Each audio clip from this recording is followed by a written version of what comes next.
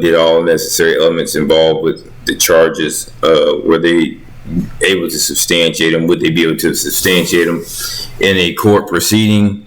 And as he mentioned something about whether things that are legal issues, maybe from a procedural standpoint may matter, but the more important part is, was there a factual basis for whatever led to the citation itself, not some of this other stuff that essentially, like I said again, is more or less the passion of my ignorance at the time. So just keep that in mind as you take notes moving through this the rest of this presentation. As mentioned to you earlier in the prior court dates, I may have a different understanding of the law that you have. I don't have any qualms with you asserting what you believe in, but at some point we may not agree on what the relevant law is and what should be applied. And obviously, given my responsibility, I get to make that decision in this court. And obviously, there's other courts of redress if you feel like your rights are violated. And you understand that. Overstand, yes. Yeah, well, here's the deal. Under Article 5, Section 6 of the Florida Constitution, that vest actually creates county courts of jurisdiction, okay? That Constitution controls what the court system is in the state of Florida. I don't agree with your assessment that I'm controlled by the United States Constitution in terms of the court's jurisdiction. I don't agree that 28 United States Code has anything other than dealing with federal courts. States have inherent power because they are states to actually create their own system, legal system. And as long as the fundamental right is not violated, that's protected under the United States Constitution, those courts actually have both standing, jurisdiction, and authority within the parameters of the state's boundaries, okay? So under Article 5, Section 6, the county courts were created and vested with specific jurisdiction, okay? And pursuant to that, and I'm also going to refer to Chapter 34 of the Florida statutes, which actually creates specific courts, but under Article 6, Article 5, Section 6, that the county courts shall exercise the jurisdiction prescribed by general law.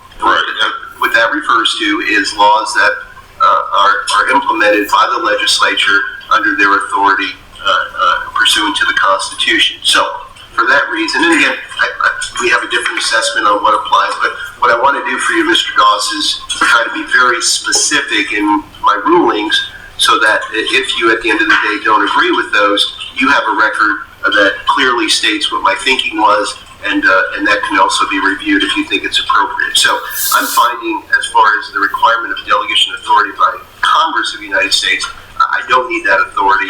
The authority that I have is vested under the Constitution of the state of Florida, specifically Article 5, Section 6, and therefore promulgated with Chapter 34. And under those two areas of law, I have jurisdiction over this matter. So as to ground number one, I'm going to deny your demand for dismissal for those reasons. Okay. Number two is a demand for dismissal for not providing adequate discovery. We discussed that issue before, and I don't know what they have or have not given you. So is that an issue that's still pending? Right. And if we refer back to Article 5, which before we move forward, I want to get back to the delegation issue.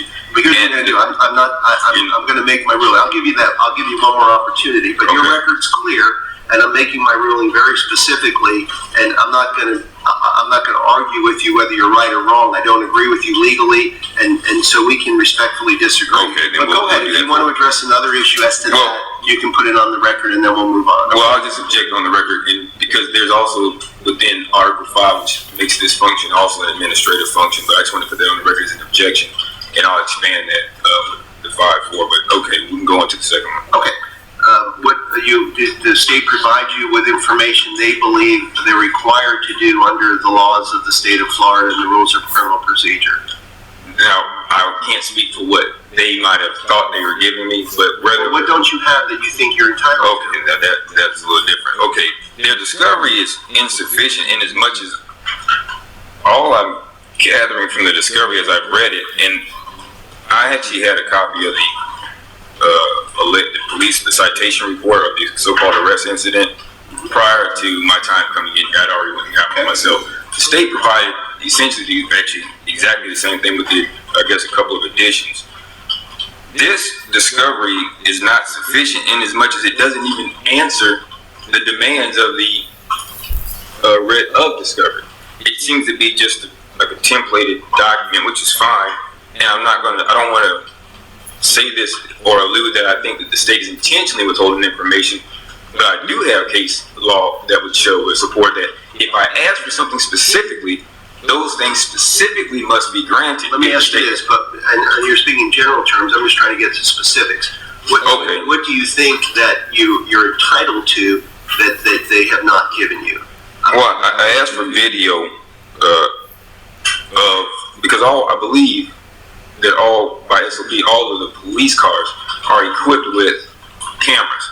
So I wanted to see what in fact the officer alleges to have seen relative to his engagement to me. So you asked for video? Yes, sir. Okay, Ms. Cavalcante, there is no video. Not all police cars are outfitted. Did you respond that there's no video? In the discovery, would say if there was video, there is no video. Okay, so there is no video of what transpired apparently with you and the officer that day, and obviously they can't produce something that does not exist.